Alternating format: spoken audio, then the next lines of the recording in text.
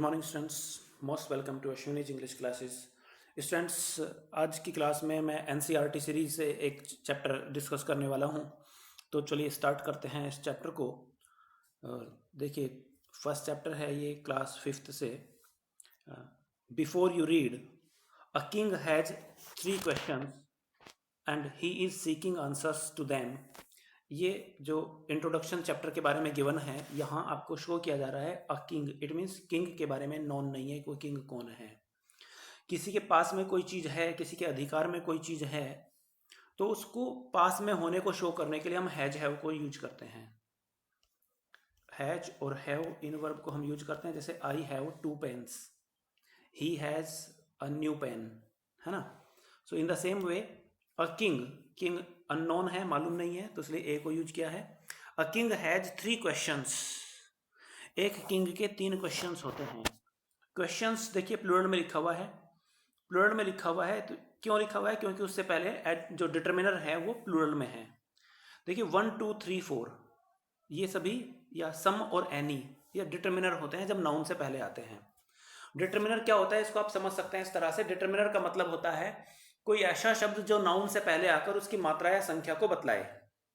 कोई ऐसा शब्द जो नाउन से पहले आकर उसकी मात्रा या संख्या को बतलाए, उसको हम डिटर्मिनर कहते हैं। जैसे यहाँ क्वेश्चंस कितने थे, उनकी संख्या को बतलाया जा रहा है 3 से। 3 क्वेश्चंस थे, तो 3 आपका डिटर्मिनर हुआ, क्वेश्चंस नाउन हुआ।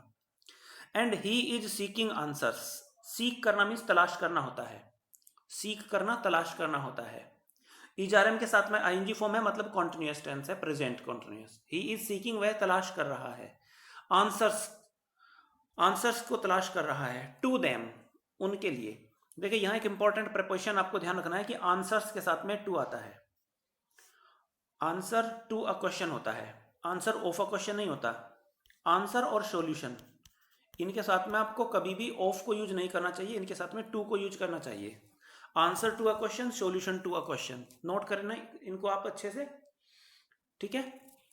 तो ये चीज आपकी पहली पॉइंट हो गया है जो आज आपने नोट किया है और ध्यान रखेंगे इनको। तो आंसर्स टू देम, उनका answer. What are the 3 questions, वे 3 क्वेश्चन कौन से हैं? देखिए 3 क्वेश्चंस की बात हो रही है, क्वेश्चंस की बात हो रही है। कौन से क्वेश्चन? जो किसी राजा के पास में है। अब हमें मालूम हो गया कि क्वेश्चन कौन से वाले हैं। अगर किसी नाउन के साथ में विच क्वेश्चन का आंसर मिल जाए, तो इसका मतलब है वो जो नाउन है वो डेफिनेट है, निश्चित है। तो ऐसे नाउन से पहले आर्टिकल द को यूज किया जाता है जिसके साथ विच का आंसर हो। तो विच क्वेश्चंस, कौन से आंसर की हम बात कर रहे हैं? व्हाट आर द क्वेश्चंस का मतलब है वे क्वेश्चन कौन से हैं। कौन से क्वेश्चन?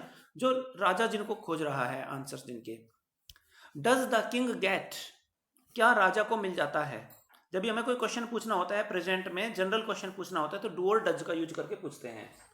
डू और डज के बाद में सब्जेक्ट लिखा करते हैं जिसके बारे में हम बात कर रहे हैं। तो डू और डज के बाद में हमने क्या लिखा है? सब्जेक्ट लिखा है the king. Does the king get, get means मिल जाना, ये आपका वर्ब है। डू डज के साथ में केवल वर्ब की फर्स्ट फॉर्म आती है। Does the king get what he wants. What का मीनिंग है जो कुछ भी। वॉट का मीनिंग क्या है? जो कुछ भी। देखिए वॉट सेंटेंस के बीच में कंजंक्शन का काम करता है। किसका काम करता है? कंजंक्शन का काम करता है। और ऑलवेज ध्यान रखना, जब भी वॉट कंजंक्शन का काम करेगा उससे पहले कोई नाउन नहीं होता है। उससे पहले कोई नाउन नहीं होता है। इसको रिलेटिव प्रोनाउन भी कहते हैं वॉट को। अगर वॉट को सेंटेंस के बीच में कभी यूज करना है तो उस वॉट का मीनिंग होगा जो कुछ भी, ठीक है ना, या वह चीज जो। लेकिन वॉट से पहले कोई नाउन नहीं होना चाहिए, इसको नोट कर लेना आप। ऐसे क्वेश्चंस आपके एसएससी या आपके एनडीए सीडीएस एग्जाम में आते हैं। वॉट का करेक्ट यूज आपको समझा दिया गया है। Okay, next. तो the name of the chapter is 3 questions. ये आपका एनसीईआरटी 7th क्लास की बुक का फर्स्ट चैप्टर है। 3 क्वेश्चंस, 3 क्वेश्चन। ओके, स्टार्ट करें। देखिए जब भी हम एनसीईआरटी की बुक्स पढ़ते हैं तो उससे ना हमें लैंग्वेज की अंडरस्टैंडिंग होती है। अगर किसी को किसी भी एग्जाम की प्रिपरेशन करना है और अपनी लैंग्वेज की ग्रेस्प अच्छी करनी है, इंग्लिश लैंग्वेज को समझना है, तो उसको 7th 8th 9th 10th class की जो बुक्स होती हैं वो आप इंग्लिश की पढ़नी चाहिए। चलिए आगे की बात करते हैं। द थॉट, इट मीन्स किसी प्रॉपर थॉट की हम बात कर रहे हैं, किसी प्रॉपर विचार की हम बात कर रहे हैं, इसलिए थॉट से पहले, थॉट एक नाउन है इसलिए उससे पहले आर्टिकल द को यूज किया गया है।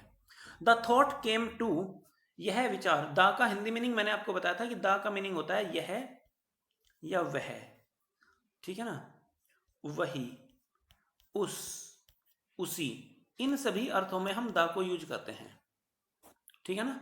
The thought came to a certain king, यह विचार आया एक राजा को। देखिए राजा पता नहीं कौन था, अननोन है, अननोन को शो करने के लिए जब नाउन अननोन है तो उससे पहले ए सर्टेन का यूज भी किया जा सकता है। ए सर्टेन मीन्स कोई राजा, किसी राजा को, ठीक है ना। देखिए सर्टेन का एक यूज मैं आपको बता देता हूं, सर्टेन के साथ में सिंगुलर नाउन आता है, सर्टेन के साथ में सिंगुलर नाउन आता है, ओके।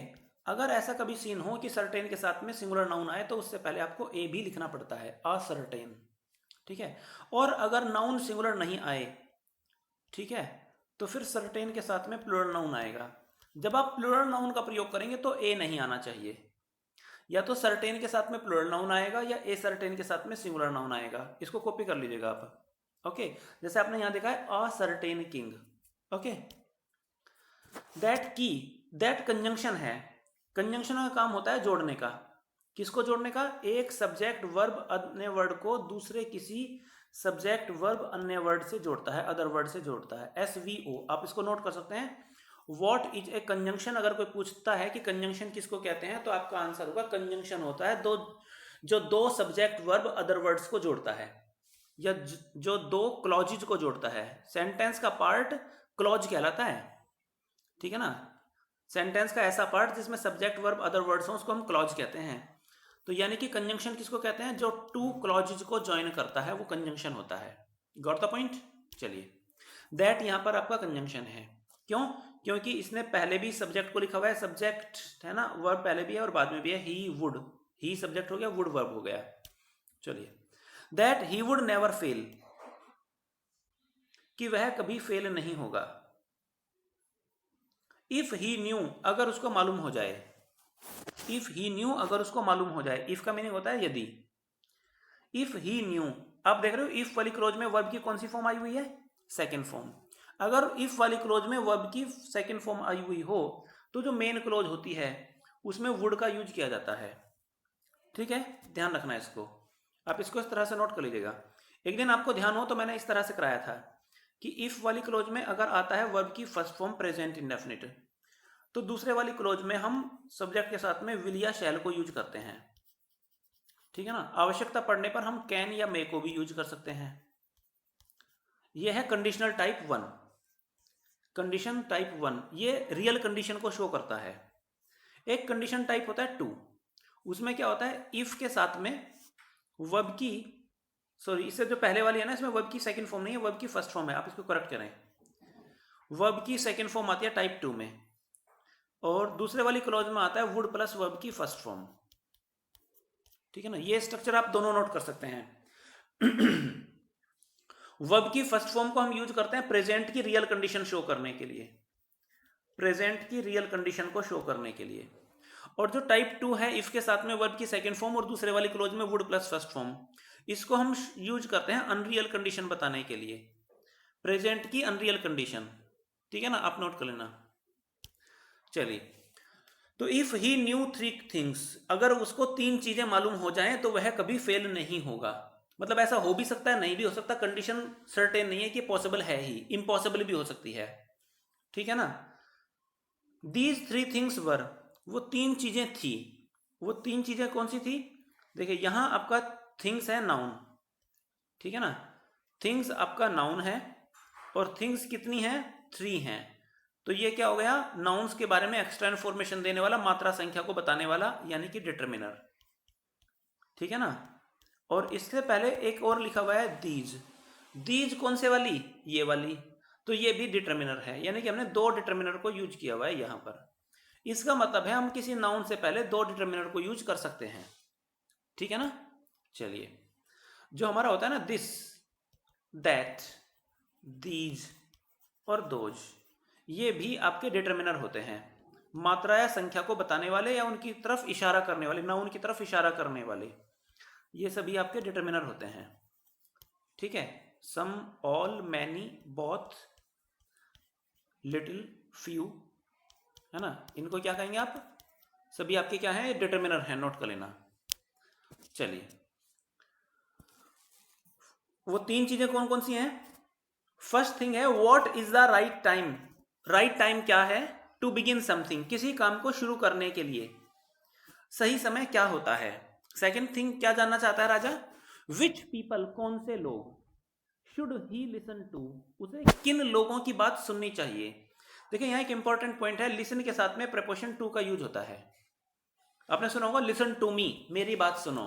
लिसन के साथ में टू को यूज करते हैं, इस पॉइंट को नोट कर लीजिएगा, एक सेंटेंस नोट कर सकते हैं, listen to me. Next, what is the most important thing for him to do, उसके लिए व्हाट क्या चीज, इज माने है, द मोस्ट इंपॉर्टेंट थिंग सबसे महत्वपूर्ण चीज। थिंग का मतलब चीज और काम दोनों चीजें हो सकता है, थिंग मीन्स काम, थिंग मीन्स चीज। What is the most important thing, सबसे महत्वपूर्ण कार्य क्या है, फॉर हिम उसके लिए, टू डू जो उसको करना चाहिए, जो उसको करना है, यानी कि उसके लिए सबसे इंपॉर्टेंट काम कौन सा है। द किंग राजा, देयरफॉर इसीलिए, यानी कि राजा ने। देखिए देयरफॉर जब सेंटेंस के बीच में लिखा जाता है तो उसके दोनों ओर कॉमा आता है, ठीक है, ये एडवर्ब होता है। द किंग देयरफॉर इसीलिए राजा ने, सेंट भेज दिए, किसको भेज दिया, ये सेंट वर्ब है, सब्जेक्ट कौन है, द किंग, और क्या भेजे, किसे भेजा, मैसेंजर्स को, ये हो गया ऑब्जेक्ट। देखिए जब भी हम वर्ब में व्हाट और whom लगाकर क्वेश्चन पूछते हैं, व्हाट और whom, क्या और किसे, तो आंसर में जो भी मिलता है ऑब्जेक्ट होता है। इसका नोट क्या बनेगा, वर्ब के साथ व्हाट और whom लगाकर क्वेश्चन पूछने से आंसर में जो भी मिलता है ऑब्जेक्ट होता है। तो राजा ने भेजा, किसे भेजा, मैसेंजर्स को, भेजा whom, किसको भेजा, मैसेंजर्स को, तो मैसेंजर्स ऑब्जेक्ट हो गए। Okay, through out his kingdom, through out का मतलब होता है एक तरफ से लेकर दूसरी तरफ तक, ठीक है ना, यानी कि अपने पूरे राज्य में, अपने पूरे राज्य में इधर उधर जहां भी पॉसिबल हो सका सब जगह। Okay, through out his kingdom, ये प्रेपोजिशन है आपका और ये नाउन है, ठीक है ना। देखिए मैसेंजर्स क्या है, मैसेंजर्स व्यक्ति हैं, नाउन है। किंगडम क्या है, राज्य, ये भी नाउन है। दो नाउन को जोड़ने का जो फंक्शन करता है ना वो प्रेपोजिशन होता है। हम दो नाउन को प्रेपोजिशन के थ्रू जोड़ सकते हैं, ठीक है ना। दो नाउन कभी भी एक साथ नहीं लिखे जाते हैं, लिखे जाते हैं तो उनके बीच में शायद कोई प्रेपोजिशन आता है या कोई पजेसिव आ जाता है, पजेसिव की बात बाद में बतलाऊंगा। प्रोमिसिंग ए लार्ज सम, कैसे हालत, किस हालत में भेजा, प्रोमिसिंग, प्रोमिस करते हुए। जब भी वर्ब की आईएनजी फॉर्म होती है तो उसका हिंदी मीनिंग होता है ता हुआ, ती हुई, ते हुए। आप अलग से नोट कर सकते हैं, आईएनजी फॉर्म का मीनिंग होता है ता हुआ, ती हुई, ते हुए, ठीक है ना। या कई बार होता है कर, करके, कर और करके, ठीक है। अभी नोट कर लें, बाद में यूज में आता रहेगा, टेंशन नहीं लेना कि इतना सब कुछ कैसे समझ में आएगा, धीरे धीरे सब कुछ होने लगेगा। प्रोमिसिंग, वायदा करते हुए, a large some of money, धन की बड़ी मात्रा, large some of money, money uncountable noun है। देखिए आप रुपये गिन सकते हो, 10 रुपीज, 15 रुपीज, है ना, बट मनी अनकाउंटेबल नाउन है। हम कभी ये नहीं कहते कि मेरे पास में 5 मनी है, 3 मनी है। तो मनी कैसा नाउन है, अनकाउंटेबल नाउन है। और अनकाउंटेबल नाउन की मात्रा को शो करने के लिए सम वर्ड को यूज किया हुआ है, ए लार्ज सम ऑफ, ठीक है ना। देखिए दो वर्ड हो सकते हैं, अ लार्ज नंबर ऑफ, बड़ी संख्या में, ठीक है ना, और एक हो सकता है अ लार्ज सम ऑफ। आप दोनों में डिफरेंस बताइए क्या हो सकता है। दोनों में डिफरेंस ये है कि लार्ज सम ऑफ को हम तब यूज करेंगे जब इसके बाद में नाउन होगा अनकाउंटेबल, और लार्ज नंबर ऑफ या ग्रेट नंबर ऑफ को हम तब यूज करते हैं, है ना, जब उसके बाद में नाउन होता है काउंटेबल बहुवचन, प्लूरल। ओके,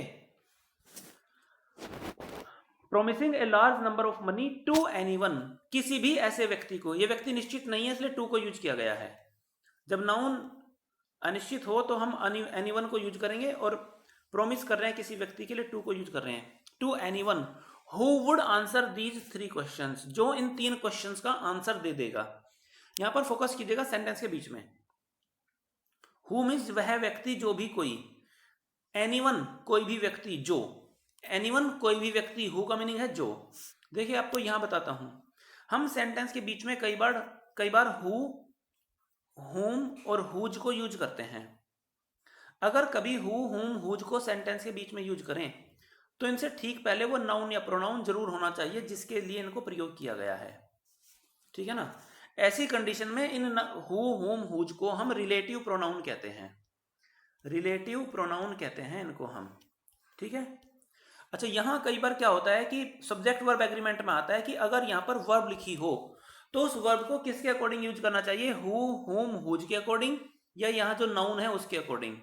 तो आंसर है कि यहाँ जो नाउन है ना, इस नाउन के अकॉर्डिंग ही यहाँ पर वर्ब यूज की जाती है। यानी कि नाउन अगर सिंगुलर है तो उधर सिंगुलर वर्ब आएगी, और अगर ये नाउन प्लूरल है तो वर्ब प्लूरल आएगी। ठीक है। ये जो रिलेटिव प्रोनाउन होते हैं हु, हुम, हुज, इनके अकॉर्डिंग कोई वर्ब नहीं आती है। ठीक है। इसको ना आप अच्छे से वीडियो को पॉज करके आप नोट करते रहिए सभी चीजें। चलिए next sentence. Many wise man came to the king. यहां एक पॉइंट देख रहे हैं आप कि जब हम वर्ड को यूज करते हैं मैनी को, उसके बाद में हमने देखा कि नाउन जो हमने यूज किया वो प्लूरल में यूज किया हुआ है।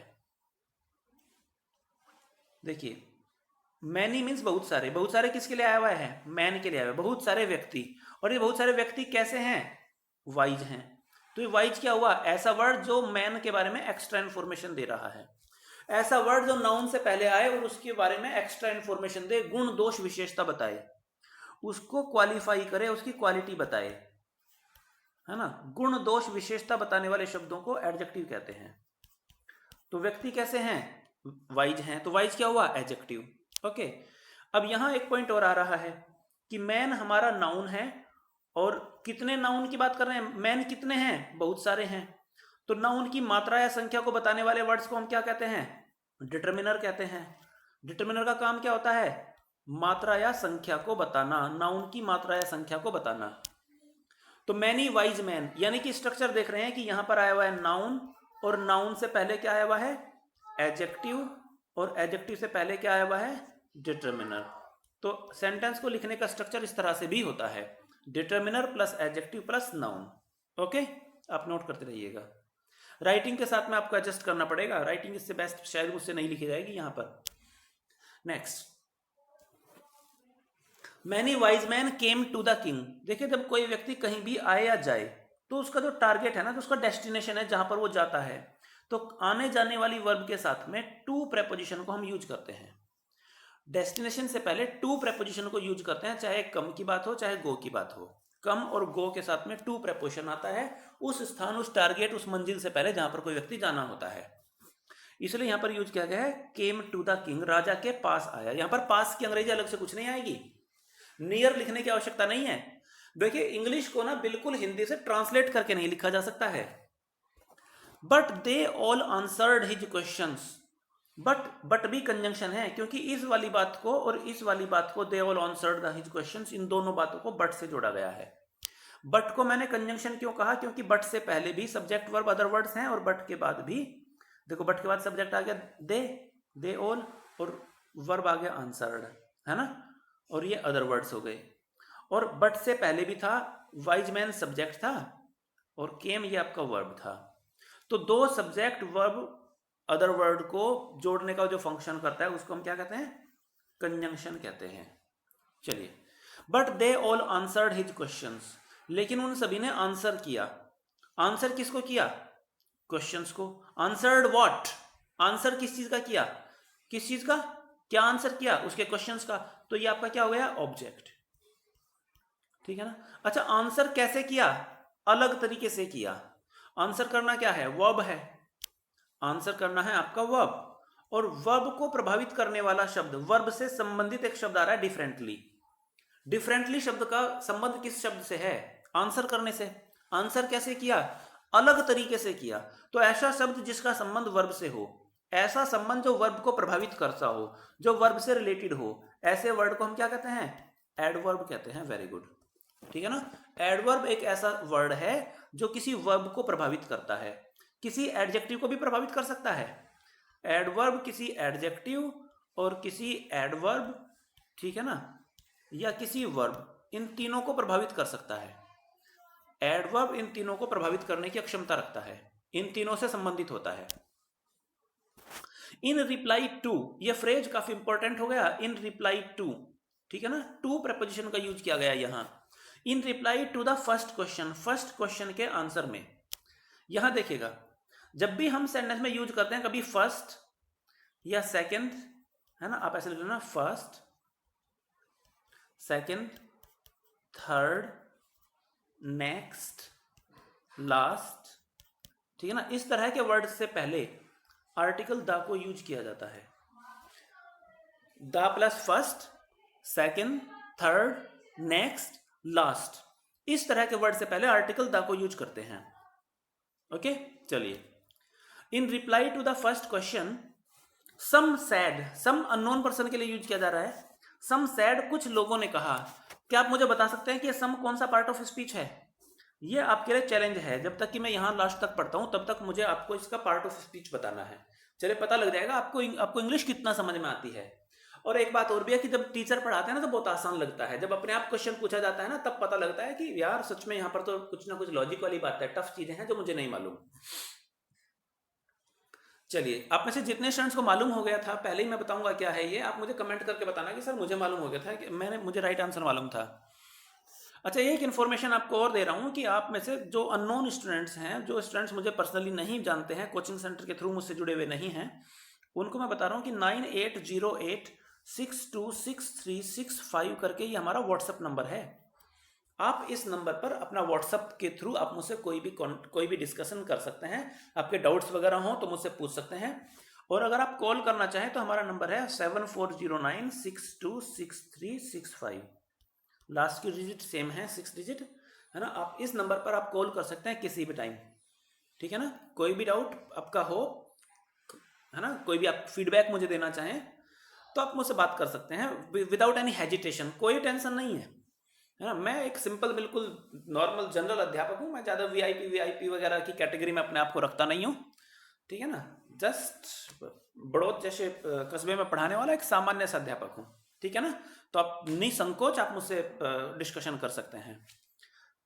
चलिए, तो यहाँ in reply to the first question के आंसर में सम सैड, कुछ लोगों ने कहा, some said the king must prepare. Must को हम तब यूज करते हैं जब बहुत ज्यादा प्रेशर हमें डालना होता है। देखिए, 3 वर्ड्स आपको बता रहा हूं, तीनों का हिंदी मीनिंग होता है चाहिए। एक तो होता है ऑट टू, ठीक है ना, ऑट टू, एक शुड और एक मस्ट, ठीक है ना। आप नोट कर लेना इनको, मोस्ट इंपॉर्टेंट चीजें, बुक में नहीं है उस तरीके से, ऐसे बता रहा हूं। इन तीनों का मीनिंग होता है चाहिए। चाहिए जब आप किसी को कुछ करने के लिए कहें लेकिन आप मुश्किल से 10% ही कह रहे हैं, बस आपने कह दिया, बाकी दूसरे वाला पर्सन करे या ना करे। जब आपके कहने में फोर्स केवल 10% हो तो आप ऑट टू को यूज करें। जैसे आप किसी को कहो you ought to obey your parents, तुम्हें अपने पेरेंट्स को ओबे करना चाहिए। तो आपको लगा कि ऐसा मैं उसको बता दूं, आपने बता दिया, अब वो ओबे करे या ना करे उसकी टेंशन है, आपको उससे कोई फर्क नहीं पड़ता। जब आप इस तरह से किसी को कुछ चाहिए वाली बात कहें तो आप ऑट टू को यूज कर सकते हैं। जनरली ऑट टू को हम यूज करते हैं नैतिक कर्तव्यों को बताने के लिए। आप लिख लेना मॉरल ऑब्लिगेशन, नैतिक कर्तव्य बताने के लिए ऑट टू को यूज करते हैं।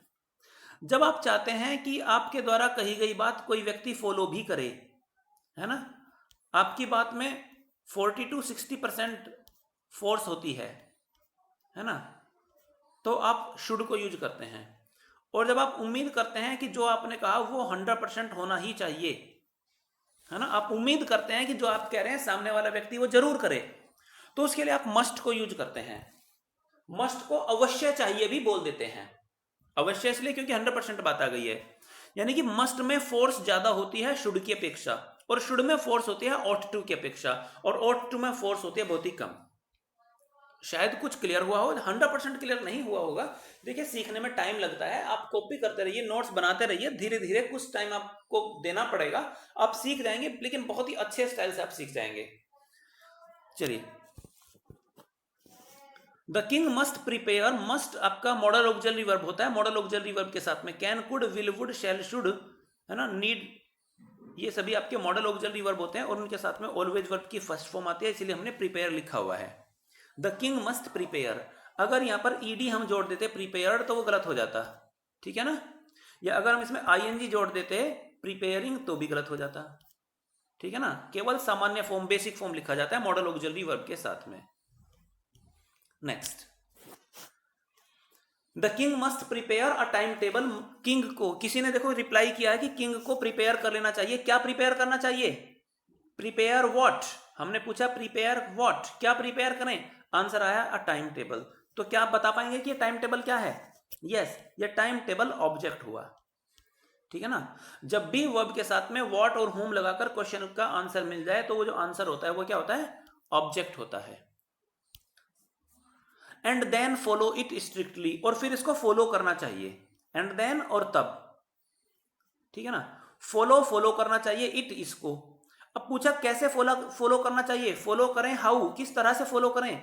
स्ट्रिक्टली, कड़ाई से, कठोरता पूर्वक। स्ट्रिक्टली शब्द का संबंध किस चीज से है? स्ट्रिक्टली चीज का संबंध किंग से है, टाइम टेबल से है, कि फॉलो करने से है? क्या कहा? फॉलो करने से है। अब फॉलो करना क्या है? फॉलो करना तो वर्ब है।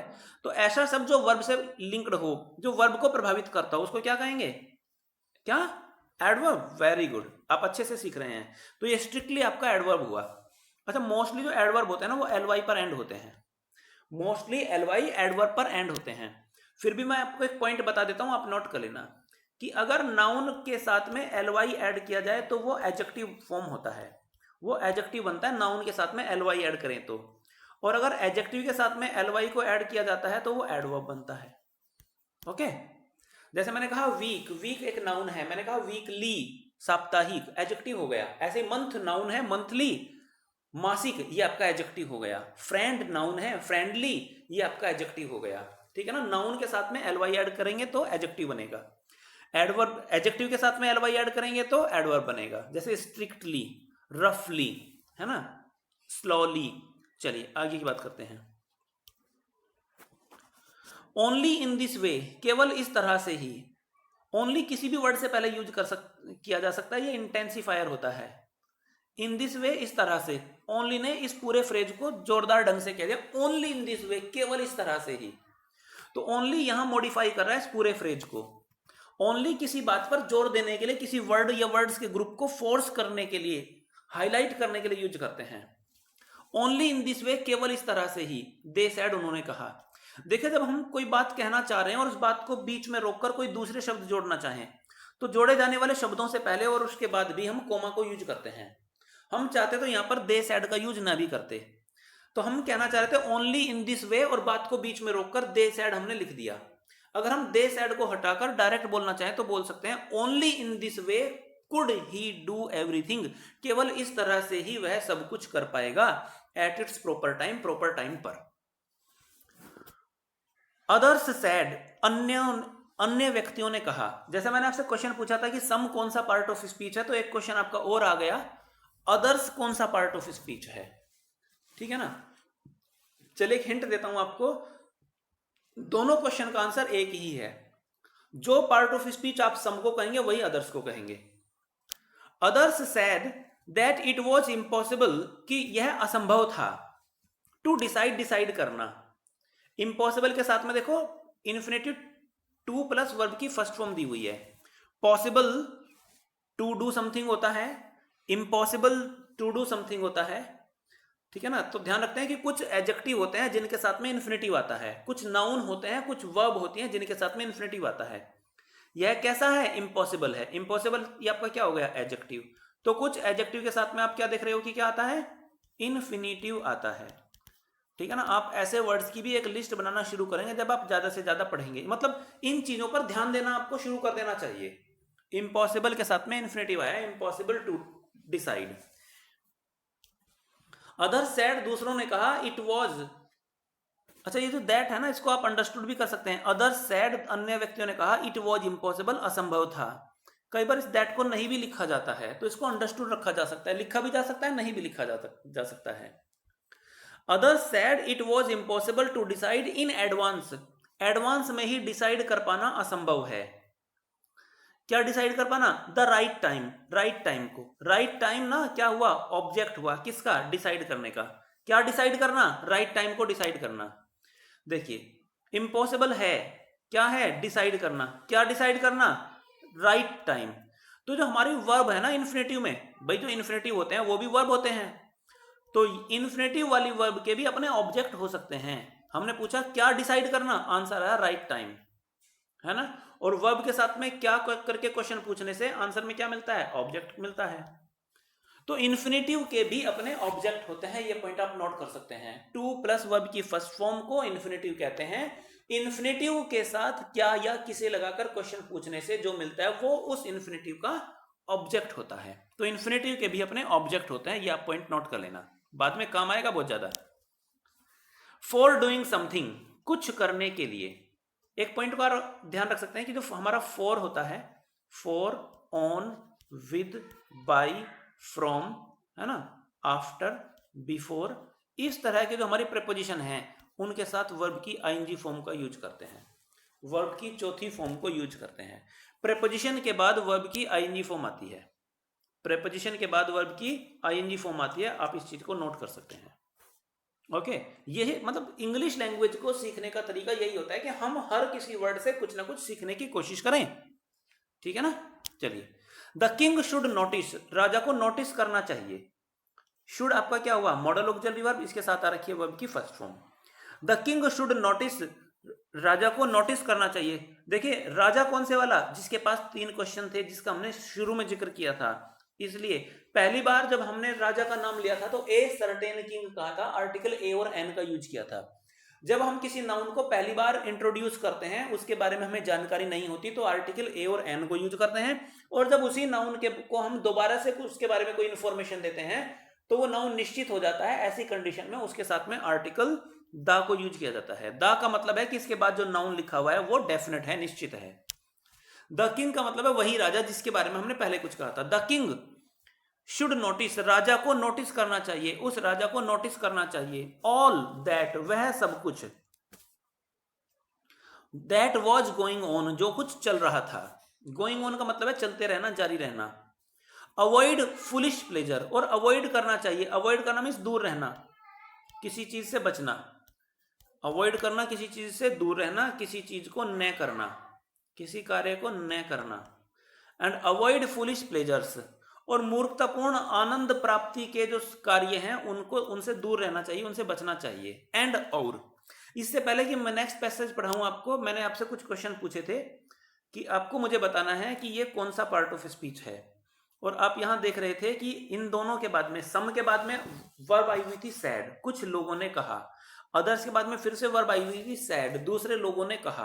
अब जो, यानी कि यहां इन वर्ब का सब्जेक्ट कौन हुआ, इसका सब्जेक्ट हुआ सम और इसका सब्जेक्ट हुआ अदर्स।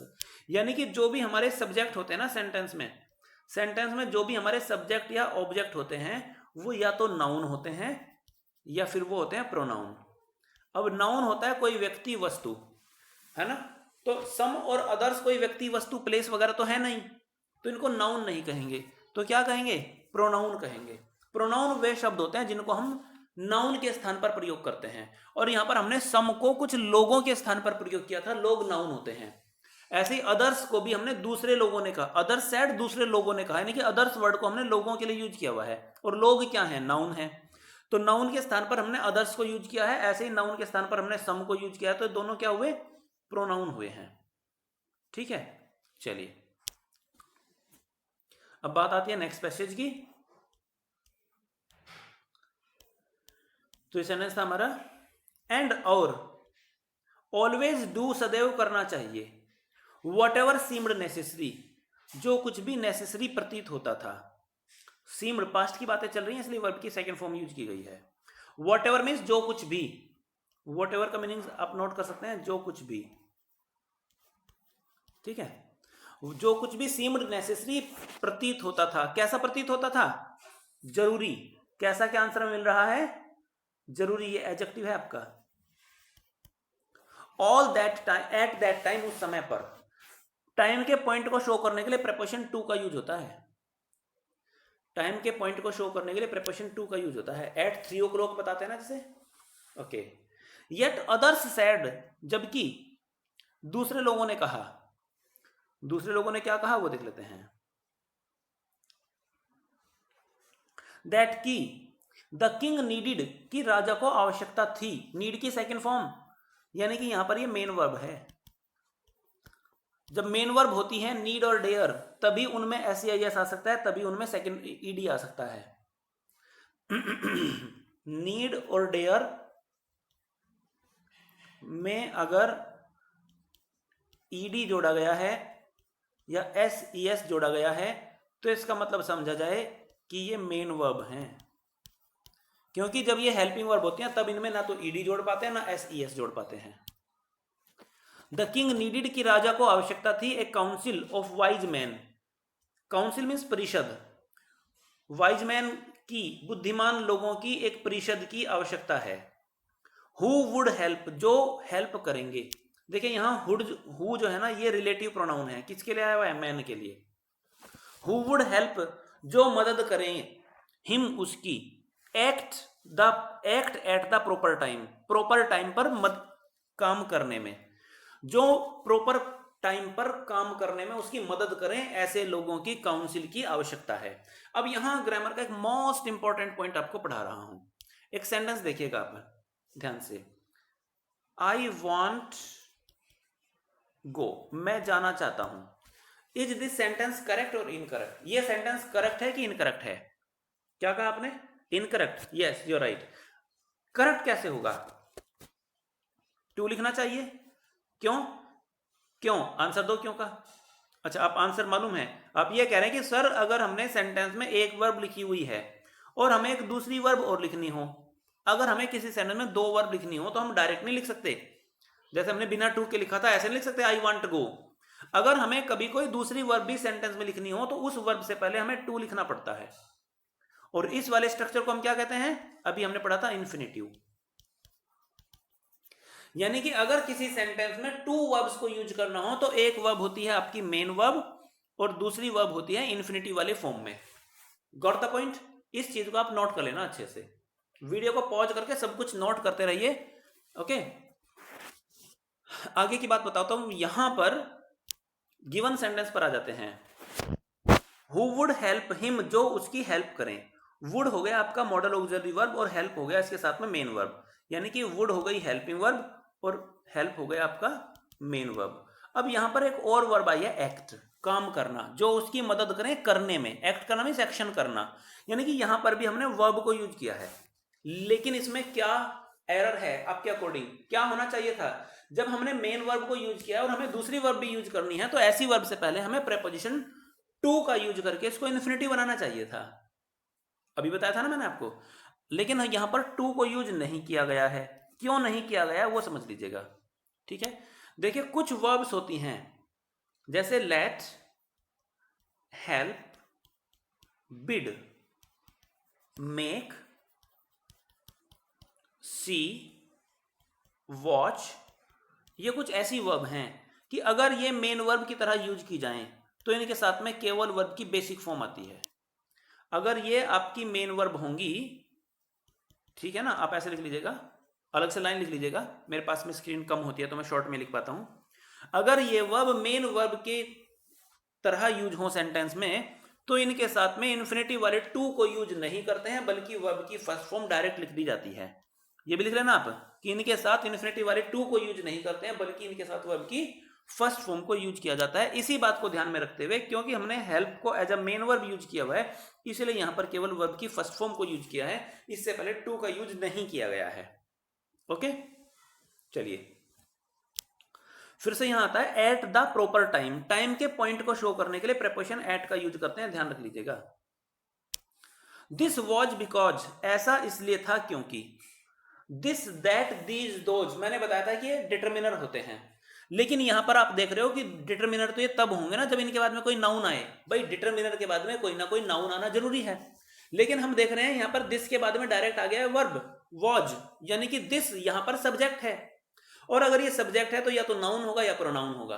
प्रोनाउन ही ये है, नाउन नहीं है।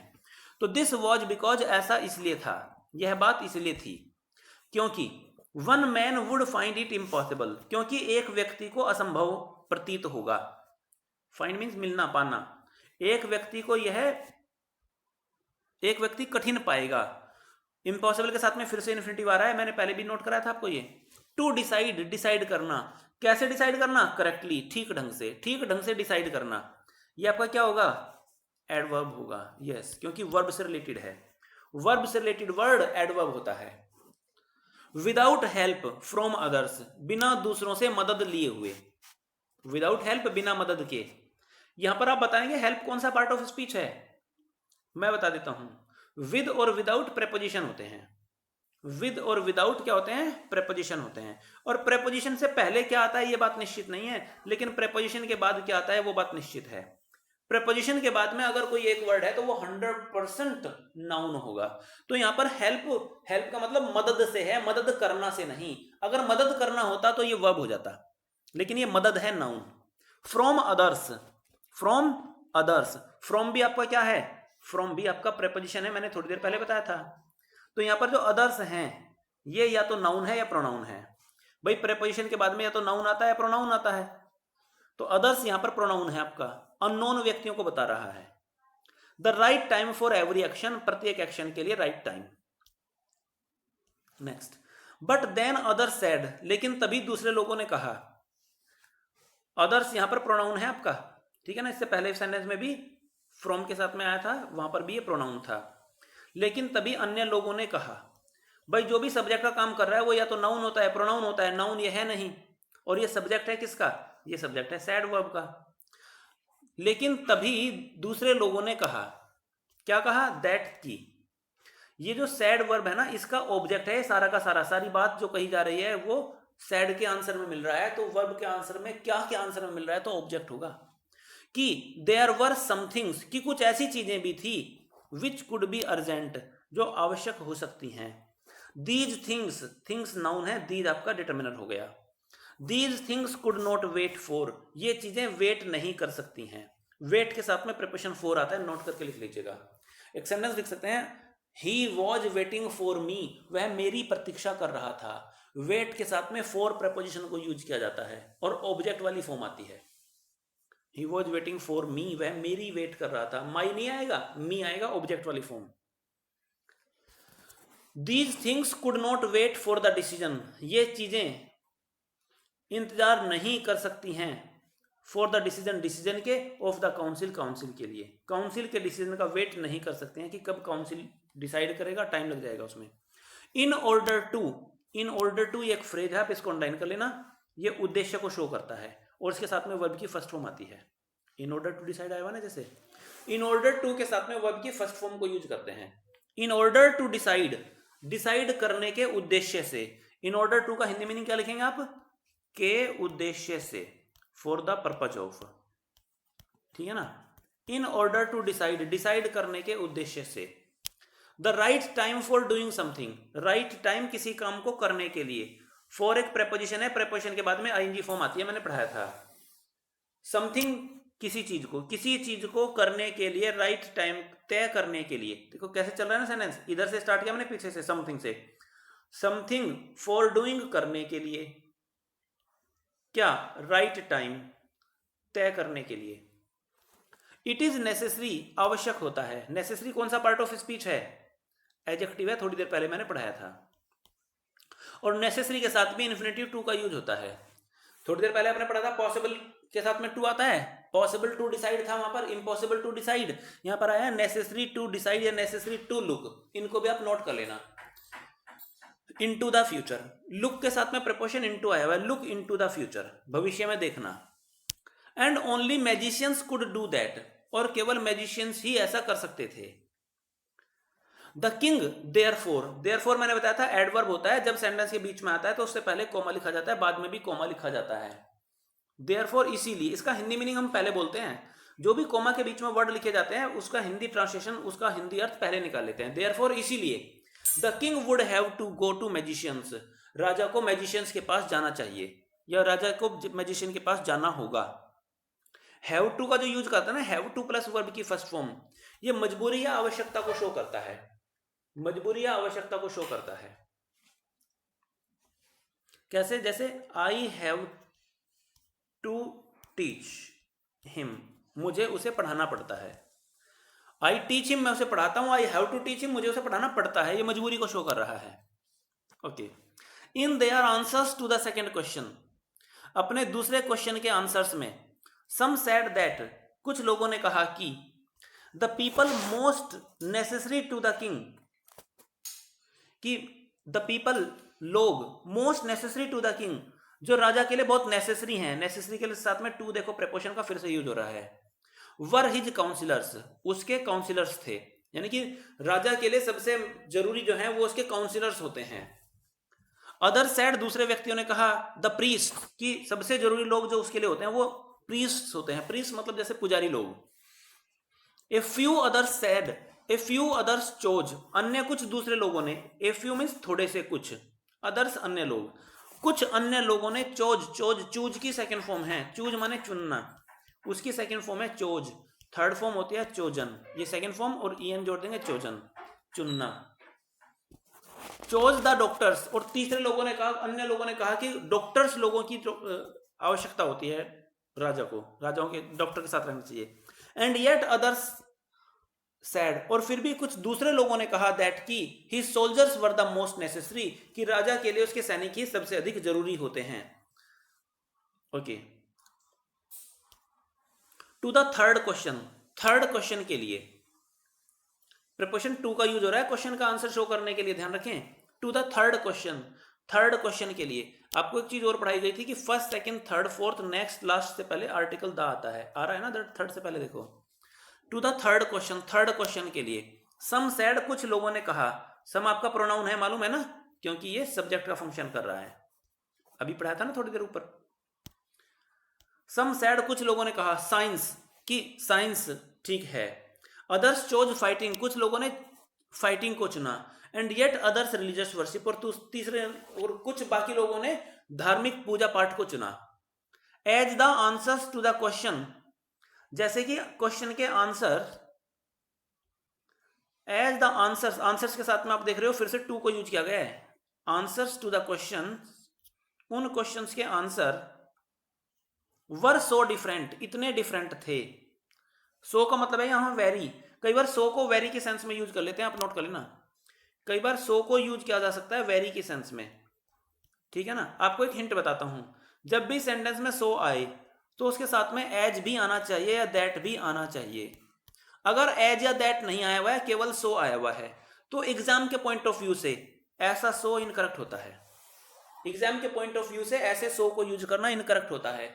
स्पोकन में या इस तरह से रिटन में, जनरल में सो को यूज किया जा सकता है ऐसी सेंस में, जब भी आपको सो अकेला दिखाई पड़े तो हो सकता है, सो के दो मीनिंग होते हैं, या तो सो का मीनिंग होता है इसीलिए, और अगर इसीलिए उसका मीनिंग नहीं है तो सो का मीनिंग फिर वेरी होता है, ठीक है ना। दोनों मीनिंग आप नोट कर सकते हैं।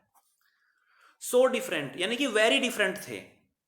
As the answers to his questions were so different, as का यहां पर मीनिंग है क्योंकि, क्योंकि आंसर्स उसके क्वेश्चन के बहुत डिफरेंट थे, इसीलिए। देखिए जब हम एज को यूज करते हैं ना तो इसीलिए के लिए कोमा को यूज किया जाता है। मैंने आपको एक वीडियो में पहले भी एक पॉइंट बताया था, आज फिर बता देता हूं, हो सकता है कुछ स्टूडेंट्स ने उस वीडियो को ना देखा हो। बिकॉज, सिंस और एज के साथ में इनका मीनिंग होता है क्योंकि, इसीलिए के लिए केवल कोमा का यूज होता है, इसीलिए के लिए केवल कोमा का यूज होता है इनके साथ में, ठीक है। अच्छा, एग्जाम में जो आता है ना, एग्जामिनर इनके साथ में सो लिख देता है या 10 लिख देता है, THUS, या देयरफॉर लिख देता है। तो आपको ध्यान रखना है ऐसे किसी वर्ड को यूज करना गलत होगा, ना सो आएगा, ना 10 आएगा, ना देयरफॉर आएगा, नोट कर लेना। The king was not satisfied, राजा संतुष्ट नहीं था। एंड गेव नो रिवार्ड, और उसने कोई रिवार्ड नहीं दिया। इंस्टेड, इसके बजाय, ही डिसाइडेड, उसने तय किया। अब डिसाइडेड के साथ में आता है इन्फिनेटिव, पहले भी बात हो चुकी थी ये। ही डिसाइडेड, उसने तय किया। To seek the advice, seek means प्राप्त करना, द एडवाइस सलाह को, ऑफ अ सर्टेन हर्मिट, एक मतलब किसी साधु की, किसी निश्चित साधु की सलाह को उसने प्राप्त करने का निश्चित किया। मतलब उसे पता नहीं था वो कौन है, लेकिन है कोई साधु। Who was widely known for his wisdom, जो जाना जाता था, वाइडली मीन्स बड़े अर्थों में, नॉन के साथ में प्रेपोजिशन फॉर का यूज करते हैं। कोई व्यक्ति जाना जाता हो किसी क्वालिटी के लिए तो नॉन के साथ में फॉर आएगा, नॉन के साथ में फॉर आएगा। जैसे Agra is known for the Taj Mahal, ठीक है ना। कोई नाउन फेमस है किसी चीज के लिए तो उसके साथ में फॉर आता है। यानी कि नॉन और फेमस दोनों के साथ में फॉर प्रपोजिशन आती है, आप ध्यान रख सकते हैं। फेमस फॉर भी आप कह सकते हैं, आगरा इज फेमस फॉर, और आगरा इज नॉन फॉर, दोनों के लिए एक ही प्रपोजिशन यूज होगी। जनरली किसी वर्ड के जो पर्यायवाची होते हैं उनके साथ में प्रीपोजिशन एक जैसी ही यूज होती है। तो प्रीपोजिशन के यूज पर भी आप ध्यान रखा करें, मोस्ट इंपॉर्टेंट पार्ट प्ले करता है प्रीपोजिशन आपके कॉम्पिटिटिव एग्जाम में। स्पेशली ये कॉम्पिटिटिव एग्जाम में आपका आ सकता है फिल इन द ब्लैंक्स वाले सेक्शन में, सेंटेंस इंप्रूवमेंट में, स्पॉटिंग एरर में, और जो क्लोज टेस्ट होते हैं ना, क्लोज टेस्ट, उसमें 1 और 2 क्वेश्चंस तो जरूर प्रीपोजिशन से रिलेटेड होते हैं। कई बार तो इन्फिनिटिव और प्रीपोजिशन का यूज करने से आपका PQR सेंटेंस अरेंजमेंट भी ठीक हो जाता है।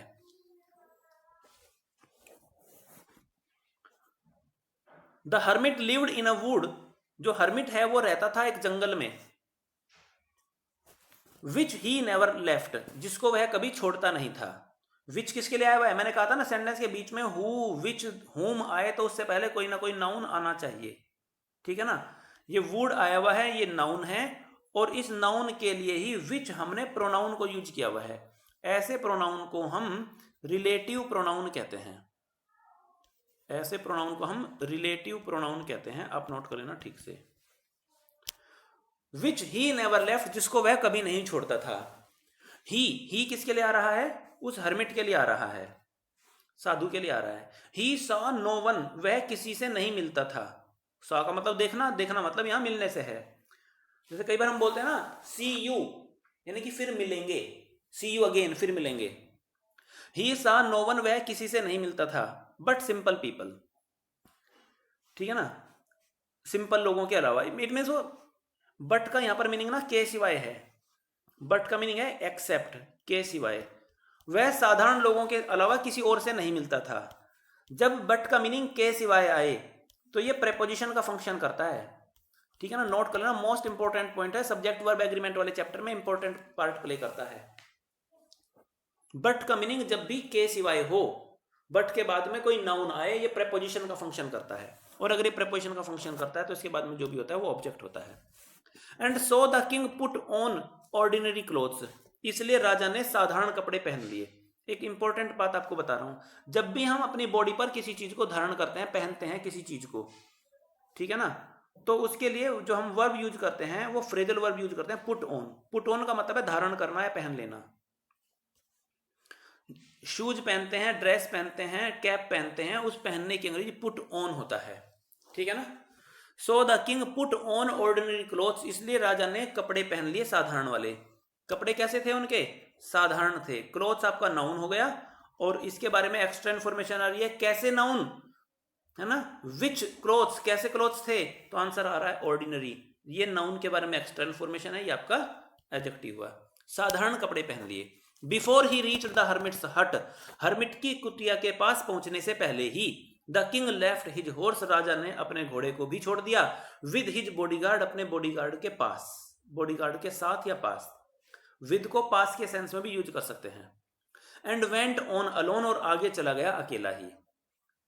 As the king came near the hermit's hut, ज्यों ही, एज का मीनिंग है यहां पर ज्यों ही।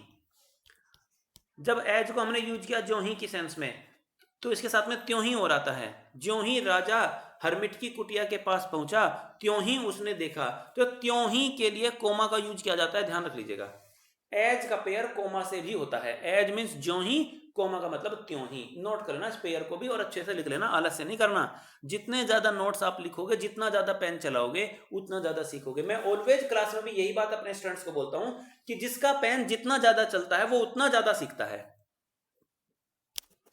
ही सॉ द हर्मिट, उसने हर्मिट को देखा, डिगिंग, खोदते हुए। मैंने आपको बताया था कि वर्ब की आईएनजी फॉर्म का हिंदी मीनिंग होता है ता हुआ, ती हुई, ते हुए। जब कोई काम चल रहा है ऐसा बताना हो हमें। हर्मिट कैसा था, खोदता हुआ था। हर्मिट कैसा था, खोदता हुआ। हर्मिट नाउन है, तो आप ये कह सकते हो कि सर ये जो आईएनजी फॉर्म है ना, ये हर्मिट के बारे में एक्स्ट्रा इन्फॉर्मेशन दे रही है, यानी कि ये एडजेक्टिव का फंक्शन कर रही है ना। आप ऐसा भी तो कह सकते हो ना। अगर आपको लग रहा है कि हाँ ऐसा हम कह सकते हैं, तो आप बिल्कुल ठीक सोच रहे हो। वर्ब की आईएनजी फॉर्म जब बिना इजारे वाजवर के इस तरह से लिखी जाती है तो वो एडजेक्टिव का ही फंक्शन करती है। आप नोट कर सकते हैं वर्ब की आईएनजी फॉर्म और वर्ब की थर्ड फॉर्म जब हेल्पिंग वर्ब के बिना ही कहीं पर प्रयोग की जाती हैं किसी नाउन के बाद, तो वो एडजेक्टिव का फंक्शन करती हैं। ठीक है, नोट कर लेना, पॉज करके दोबारा से सुन लेना बैक करके। The hermit digging the ground, ground खोदते हुए, किस हालत में था वो हर्मिट, कैसा था, भूमि खोदता हुआ। In front of his, in front of means के सामने, ये प्रेपोजिशन है आपका, तीनों वर्ड मिलकर एक प्रेपोजिशन का फंक्शन कर रहे हैं। इन फ्रंट ऑफ हिज हट, अपनी हट के सामने। ही ग्रीटेड द किंग, ग्रीट करना मीन्स अभिनंदन करना, नमस्कार वगैरह करना। उसने किंग को ग्रीट किया, अभिनंदन किया, स्वागत किया। एंड कॉन्टिन्यूड, और उसने जारी रखा डिगिंग, खोदने का काम। कॉन्टिन्यू का मतलब है काम निरंतर जारी रहा। द हर्मिट वॉज ओल्ड, वह हर्मिट ओल्ड था।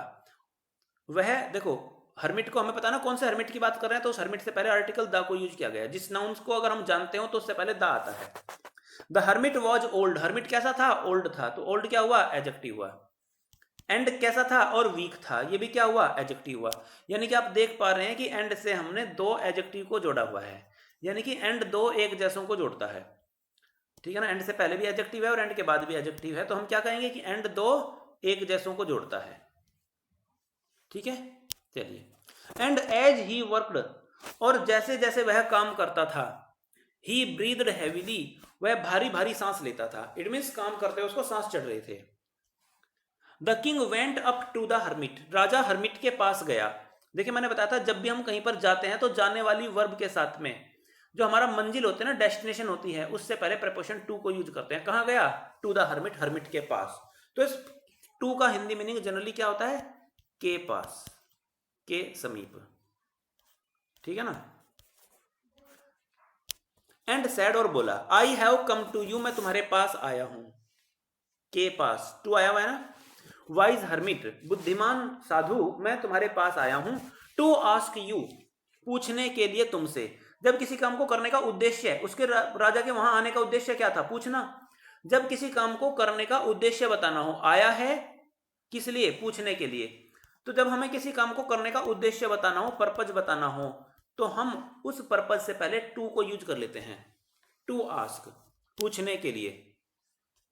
जैसे सेंटेंस देखो, मैं मार्केट गया, आई वेंट टू मार्केट, और मैं मार्केट गया किस लिए, टू बाई अ बुक, एक बुक खरीदने के लिए। तो बुक जाने का, मेरा मार्केट जाने का उद्देश्य क्या था, खरीदना। तो खरीदना यानी कि जो उद्देश्य है उसको बताने के लिए हमने प्रीपोजिशन टू को यूज किया है। एक वर्ब हमारे पास में वेंट आ गई, दूसरी वर्ब लिख रहे हैं और वर्ब का उद्देश्य बता रहे हैं। ये हमारा एक्शन हुआ है जाने का, और एक्शन को करने का उद्देश्य क्या था, खरीदना। तो उद्देश्य को बताने से पहले हमने टू को यूज किया है, इन्फिनिटिव को। टू प्लस वर्ब की फर्स्ट फॉर्म इन्फिनिटिव को हम किसी एक्शन को करने का पर्पज शो करने के लिए यूज करते हैं। ऐसा आप अपने नोट्स बना सकते हैं। Okay. To ask you to answer, तुमसे कहने के लिए, पूछने के लिए, उत्तर देने के लिए। थ्री क्वेश्चंस, तीन क्वेश्चन का। How can I learn to do the right thing at the right time. How can I learn, मैं कैसे सीख सकता हूं। लर्न का मतलब याद करना नहीं, सीखना है। हाउ कैन आई लर्न, मैं कैसे सीख सकता हूं। क्या सीखना है, सीखना है क्या, लर्न वर्ब है तो पूछा क्या सीखना, to do the right thing, सही काम को करना। तो इस लर्न वर्ब का ऑब्जेक्ट है टोटल। लर्न आपका वर्ब है, ठीक है ना, और ये to do the right thing, ये सब कुछ यहां जो है ना, एट द राइट टाइम, ये सब ऑब्जेक्ट का फंक्शन कर रहे हैं। क्यों, क्योंकि व्हाट क्वेश्चन का आंसर में मिल गया। लर्न के साथ में हमने पूछा लर्न व्हाट, व्हाट का आंसर मिल गया। ये सब कुछ सही समय पर किसी कार्य को करना। Who are the people I need most, और वो कौन से लोग हैं जिनकी मुझे सबसे ज्यादा आवश्यकता है। And what affairs are the most important, और कौन से कार्य, अफेयर्स का मतलब है कार्य, कौन से कार्य होते हैं मोस्ट इंपोर्टेंट। ठीक है। The hermit listen to the king, hermit ने राजा की बात सुनी। लिसन के साथ में मैंने स्टार्टिंग में बताया था कि लिसन के साथ में प्रीपोजिशन टू आता है और फिर ऑब्जेक्ट लिखा जाता है। लिसन द किंग नहीं हो सकता था, टू का यूज करना जरूरी है, नोट कर लेना इसको। The hermit listen to the king, hermit ने राजा को सुना, बट डिड नॉट स्पीक, लेकिन बोला नहीं। ही वेंट ऑन डिगिंग, जब कोई काम चलता रहे, जारी रहे, तो आप गो ऑन वर्ब के साथ में आईएनजी फॉर्म का यूज कर सकते हो। पास्ट में बताना होगा तो वेंट ऑन के साथ में आईएनजी फॉर्म का यूज कर सकते हो। देखिए टू वर्ब्स हैं आपके पास में, एक गो ऑन और एक कीप ऑन। आप इन दोनों वर्ब के साथ में आईएनजी फॉर्म को यूज कर सकते हो, ठीक है ना। क्या शो करने के लिए?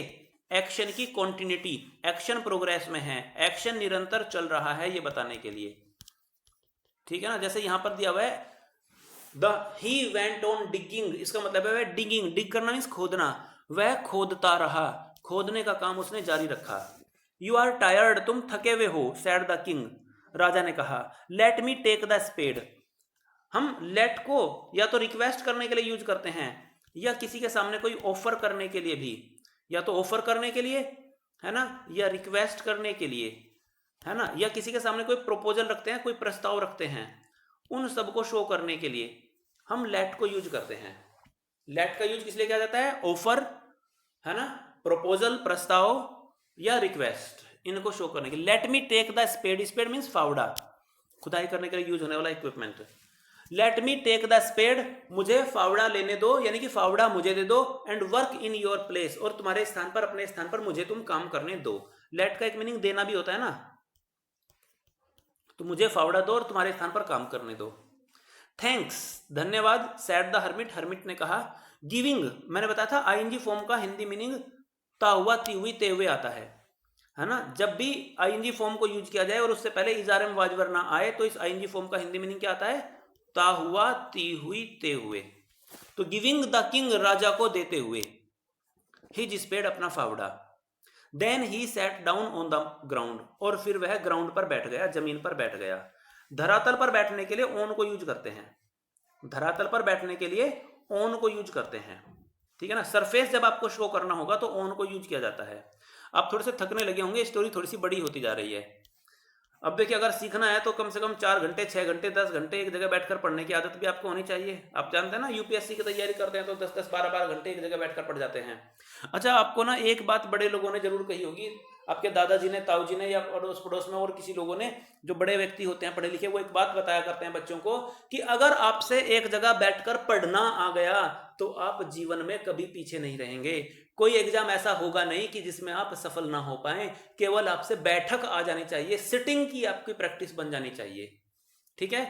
तो अगर आपकी हिम्मत अभी जवाब दे रही है तो अभी आप वीडियो को पॉज करके इधर उधर थोड़ा घूम सकते हैं, बाकी स्टूडेंट जिनमें हिम्मत है वो कंटिन्यू बने रहे मेरे साथ। When the king had dug 2 beds, जब किंग ने खोद लिया था 2 बेड्स के बराबर की जगह, ही स्टॉप्ड, वह रुक गया, एंड रिपीटेड हिज क्वेश्चंस, और अपने क्वेश्चंस को रिपीट किया। देखिए, एक बात मैं आपको बता रहा हूं, जब भी हम कोई एक सेंटेंस यूज करते हैं और उसमें हम यूज करते हैं एंड का, तो एंड से पहले जिस टाइप की वर्ब होती है उसके बाद भी वैसी ही वर्ब होनी चाहिए। आपने देखा, स्टॉप्ड वर्ब की सेकंड फॉर्म थी, तो रिपीटेड भी हमने वर्ब की सेकंड फॉर्म को यूज किया, ठीक है। एंड रिपीटेड हिज क्वेश्चंस, और अपने क्वेश्चंस को रिपीट किया। The hermit gave no answer, hermit ने कोई आंसर नहीं दिया। आंसर आपका नाउन है, ठीक है ना। नो कौन सा पार्ट ऑफ स्पीच हुआ? जल्दी बताओ। एडजेक्टिव हुआ, यस। नाउन से पहले अगर कोई एक वर्ड है तो वो एडजेक्टिव होगा। बट स्टूड अप, बल्कि खड़ा हो गया।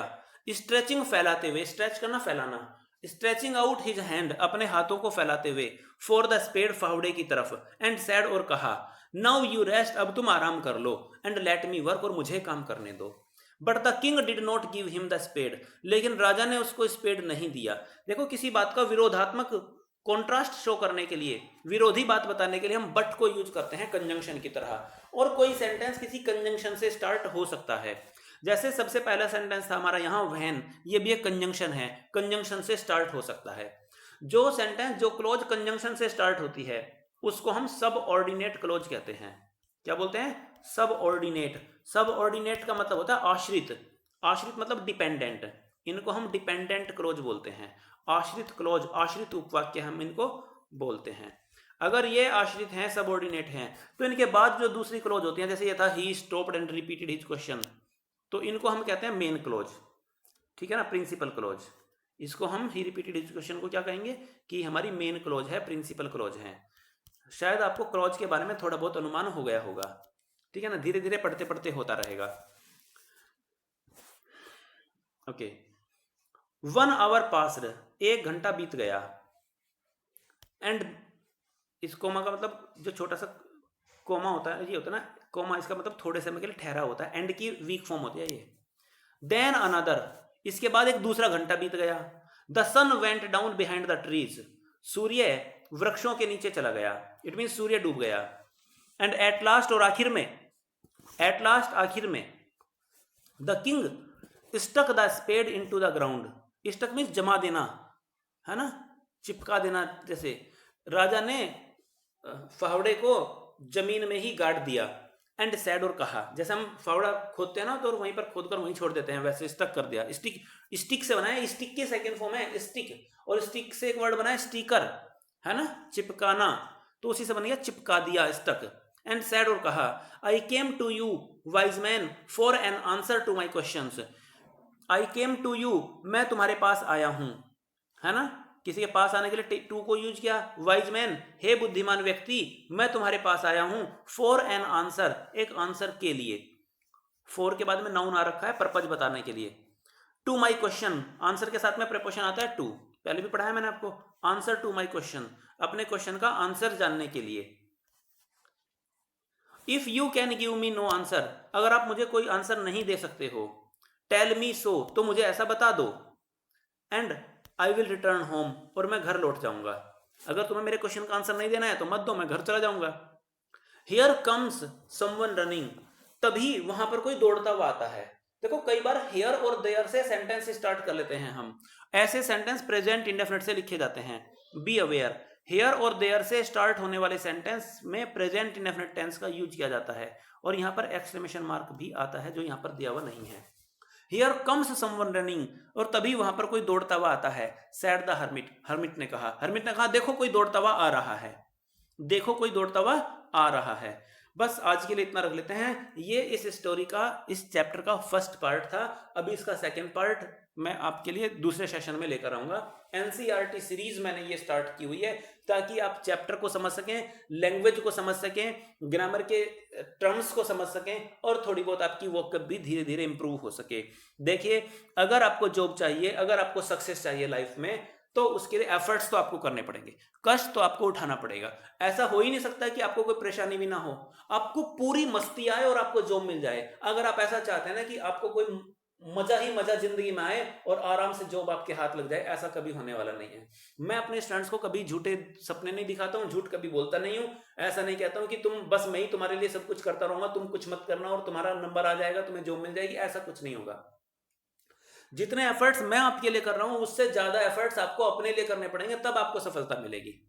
ओके, तो आज के लिए इतना रख लेते हैं। मैंने आपको बताया था कि आप 9808626365 पर व्हाट्सएप कर सकते हैं और मुझे कॉल भी कर सकते हैं 7409626365 पर, ठीक है ना। निसंकोच आप मुझसे डिस्कशन कर सकते हैं। और अगर आपको मेरे सेशंस अच्छे लग रहे हैं तो आप इसको ना शेयर कीजिएगा अपने फ्रेंड सर्किल में, ग्रुप्स वगैरह में, जहां भी जिनसे भी आप जुड़े हुए हो। अगर आप किसी 7th 8th 9th class 5th 6th class के बच्चे से भी आपके जुड़े हुए हो, कॉन्टैक्ट में हैं, आपके आसपास में हैं, तो आप उसको जरूर ये एप्लीकेशन डाउनलोड करने के लिए कहिए, ताकि ये चीजें उनको अभी से मिल जाएं जो आपको इतने लेट में मिले हैं। मैं आपको सच बताता हूँ कि इस तरह की से कभी आज तक मेरे टीचर ने मुझे नहीं पढ़ाया, ठीक है ना। तो ये एक स्टाइल है और मैं कोशिश करता हूँ कि इस तरह से आपको पढ़ाता रहूँ। Okay, thank you so much, have a good day.